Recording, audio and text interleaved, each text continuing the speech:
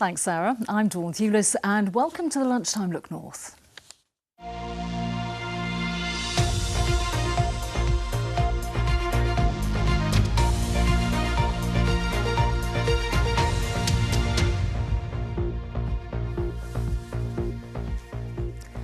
Good afternoon. Spotify, Netflix, Warner Brothers and the British Museum are among some of the creative titans that have sent representatives this morning to join Culture Secretary Lisa Nandy for an economic growth summit held on the banks of the River Tyne. The summit, held at the Glasshouse International Centre for Music, also saw the Secretary announce funding for a number of creative projects across the country. Among them was a £5 million towards a national writing centre in Newcastle, previously announced by the North East Mayor, and another £5 million to establish a new glassmaking centre in Sunderland, following the closure of Sunderland's National Glass Centre. Here we are in the northeast of England, and investors have flown in from all over the world to signal that they have confidence in Britain. They're investing in our creative industries, they're partnering with government so that young people in places like Newcastle, Gateshead and right across the country can get those good jobs, can see raised living standards and help to write the next chapter of our national story. A father accused of murdering his 14-year-old daughter told police she was the love of his life and there was no way in the world he would stab her. 50-year-old Simon Vickers denies both the murder and manslaughter of Scarlett Vickers. She suffered catastrophic blood loss when she was knifed in the chest at the family home in Darlington in July. Teesside Crown Court was told Simon Vickers denies the charges and the trial continues. The system for setting councillors' pay needs to change, according to a Cumbrian man who until recently advised on councillors' allowances. Westmoreland and Furness Council says it seeks people who can demonstrate independence to serve on its remuneration panel. But Ian Kell says the panel he served on was dominated by people who were more likely to suggest pay rises. White-collar public sector bureaucrats, which is not representative of the people of Westmoreland and Furness. I think that the panel, being constituted as it is less likely to be critical of increasing allowances. I just hope I don't meet him. Those were the words today of a mother who fought a long battle to stop her daughter's killer being released from prison. Joanne Tulip was raped and stabbed to death by Stephen Ling in Northumberland on Christmas Day 1997. But her family now expect him to be freed next week, a prospect they describe as terrifying. Peter Harris reports. This is her last photograph of Joanne. The memory's all the more raw as her mother prepares for the now imminent release of the man who killed her. I'm terrified that he'll do the same to somebody else. Bless her, I mean, she was only 29, you know. The driving force was sex that night, and he used extreme violence to get it. The killer is Stephen Ling. At Christmas 1997, he stabbed Joanne Tulip 60 times in Stamfordham in Northumberland after a chance meeting.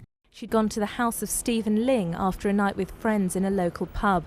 Her body was found after Ling gave himself up to the police when the car in which he was trying to escape broke down.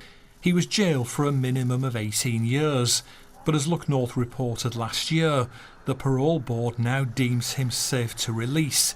They say he'll be monitored and banned from the area where Joanne's family live. The exclusion zone at the moment is so tiny that I've asked for another broader one. Haven't had anything back yet on that, and he's been released next week. So it's a bit worrying as to where he will eventually end up. Do any of the restrictions on him give you any reassurance? No, they say they're confident he can be managed in the community safely. But he's got so much going on in his head. He will reoffend. Joanne's family accept there's no more they can do to prevent Ling's release, which they say is expected to come next week. Yeah, we imagine all sorts of things, like him attacking. I see him attacking Joanne and what he might do to somebody else if he doesn't get what he wants. Just got no confidence that that he's manageable in the community. I hope I don't bump into him. The Justice Secretary Shabana Mahmood asked the parole board to reconsider Ling's release, but it's deemed him a risk manageable in the community. An imminent prospect, however, which brings only anxiety for the family of his victim. Peter Harris, BBC Look North. Now, it's Britain's most brutal endurance race and it's lived up to its reputation this week, with close to half the starters dropping out by midway. The Spine race covers 268 miles through England into Scotland. And Jonathan Swingler has been filming competitors as they pass through our region. Sunrise in County Durham. Running conditions for competitors in the Spine race aren't as bad as they were. Record-winning ultramarathon runner Sarah Perry from Cumbria arrives in her home county. You know, when you strip away all of the comfort, that's when you see what you are really made of. The 268-mile race provides much-needed stops. So I think I should have had more sleep earlier on. I think I left it to the second night. I had an hour. So I'm going to eat as much as I can and maybe get a shower, have a little bit of a nap because I haven't managed to sleep much, and then push on. There's a warm Cumbrian welcome. Delicious, nutritious, maybe. And it's just what the athletes need when they leave here, isn't it? It puts wings on their heels. It's what they need. It's real food rather than gels or bars. Nick is among half of the people who started who have pulled out. So I'm owning my failure. Will you be back? Yes, absolutely. Absolutely, I'll be back. I need to finish a winter race. Others have opted for a shorter version of the race, 160 miles. It is the countryside. It is the people. It's that amazing sense of achievement. The Spine race it's a really niche community. At sunset, the temperature starts to plummet again. This course will test you. You'll respond and then you'll be better for it. And I've learned so much about me already. And on that note, I've got to go. Nice one, well done. There are people along the route if help is needed. Beetlejuice, the top corner. Yep. Planet's got Jupiter above. We've got medical kit, we've got safety kit, keep them warm, take them in some food, get them sorted out. He's also got a friend doing the race. Come on, Gavin! Woo! Gavin has a broken nose. Yeah, it's like a wet prawn cracker if you actually touch it. Lost my footing and landed smack on a stone, but luckily my nose was the crumple zone. If it had been my forehead or my teeth, or heaven knows what could have happened, so I came off lucky. Many of them carry on through the night. Jonathan Swingler, BBC Look North. And absolute respect to them all. Sarah, I don't suppose you fancy that. I certainly don't. But you've got some gorgeous sunrise pictures. We've had some beautiful mornings this week. I can't get over the wet prawn cracker analogy. That's the thing. I can't get over it. Let's look at this. My favourite cloud in the world, lenticular cloud. You don't see them very often. You need very moist, stable air going over higher ground, and on the lee side of it, you get these amazing saucer effects. They're like flying saucers in the sky, aren't they? And even if you didn't see them this morning, there were plenty of them.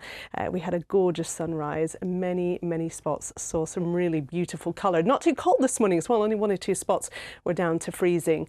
But as we go through the next couple of days, we're pretty settled. I wanted to show you that there wasn't much rain around. There's a little bit up towards the northwest, but typically we've got some good sunshine on the eastern side of the Pennines. On the western side, we've got quite a bit of cloud, but there will be some breaks, and we're at 10 degrees with a fairly noticeable southwesterly wind, but it is mild for the time of year.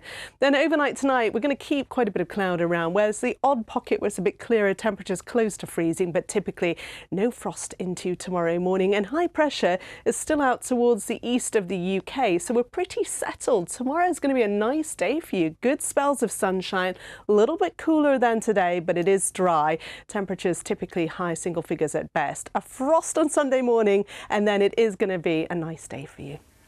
Great. Thanks very much, Sarah. And that's it from us for now. We'll be back with a look north at 6:30. But now let's go back to Sarah Campbell with the 1 o'clock news.